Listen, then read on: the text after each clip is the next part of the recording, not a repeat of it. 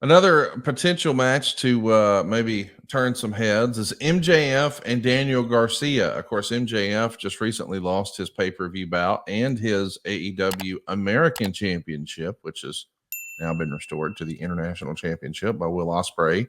He's trying to get back on his winning ways here, and Daniel Garcia has a big opportunity. We talked about what a big opportunity it is for Jack Perry and Brian Danielson. I kind of see this in a similar fashion. MJF is a big time opponent for Daniel Garcia. What do you expect? I expect greatness, and I expect MJF to win in this one, but I think it'll be a come right down to the bottom of the ninth, so to speak. Uh, I'm. It's kind of a crossroads, in my opinion, for Daniel Garcia. He's exceeded most people's expectations, including mine.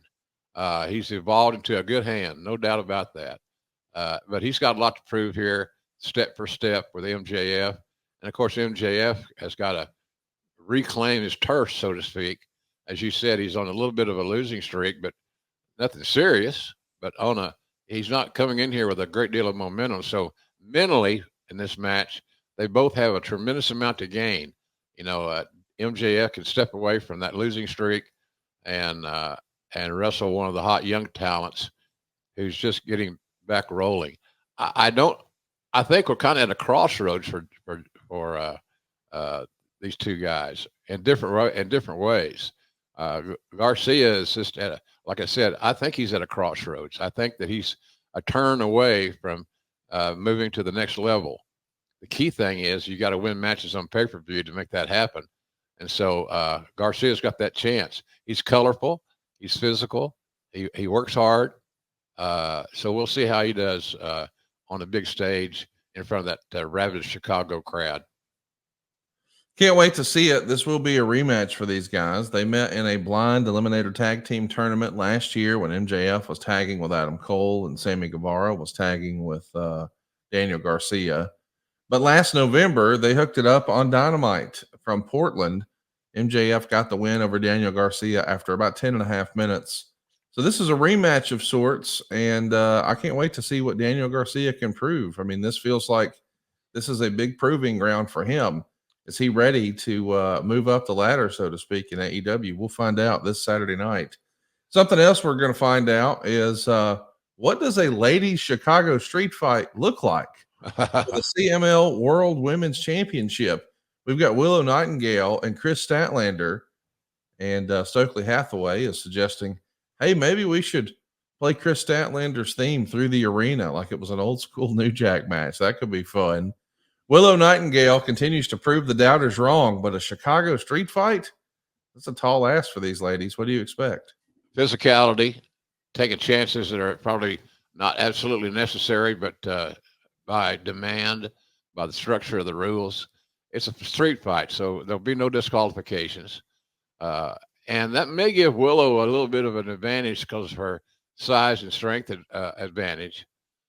She's really evolved into a hell of a hand. And then, of course, the other young lady is coming back after an extended length of time off. She looks like she's in great shape. We know she's motivated. She's got. I don't want to say she has a score to settle, but she has a score to settle in as much as she's on a pay per view in a significant match, and should be fun to watch. I can tell you that should really be fun to watch. I like Willow's game, and Statlander is a proven commodity. She's due for her best match ever. Statlander, I'm referring to, and Willow knows that. She's a smart young lady. Like her game, like her attitude. So all good stuff, man. This card that Tony Khan has outdone himself as far as booking matches that are intriguing, that aren't clear cut. Well, this guy's going to win, or that girl's going to win.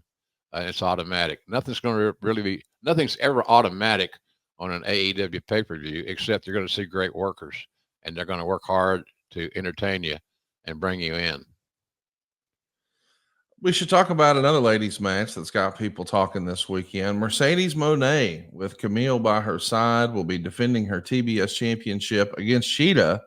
She's like an AEW OG, a day one performer for AEW. And I'm looking forward to this one, man. This, not too long ago, maybe would have been considered almost like a dream match.